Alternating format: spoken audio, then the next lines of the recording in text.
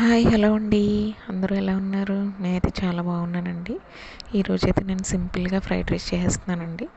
First అయితే మనం carrots, potatoes, onions, chillies, కొంచెం కొత్తిమీర ఇవన్నీ తరుక్కుని ఆయిల్ వేసుకుని ఇవన్నీ బాగా ఫ్రై చేయాలండి. ఇవి కొంచెం ఫ్రై అయినాక కొంచెం సాల్ట్ వేసుకోవాలి. తర్వాత మీకు ఎన్ని ఎగ్స్ కావాలంటే అన్ని ఎగ్స్ వేసుకోవచ్చు. నేనైతే 3 ఎగ్స్ వేసానండి. ఇది అలా లైట్గా కొంచెం మెదుపుకోవాలండి. తర్వాత ఇందులో కొంచెం పసుపు వేసుకుందాము. కొంచెం బాగా ఫ్రై అవనివ్వాలి. ఫ్రై అయినాక మీ దగ్గర ఏమైనా హోమ్మేడ్ మసాలా ఉంటే వేసుకోండి. అల్లం పేస్ట్ కూడా వేసుకోవచ్చు ముందే కూరగాయల్లో. సో నేనైతే ఫస్ట్ ధనియా పౌడర్, కొంచెం గరం మసాలా, కొంచెం చికెన్ మసాలా వేస్తున్నానండి. ఇవి కూడా కొంచెం ఫ్రై అవనివ్వాలండి.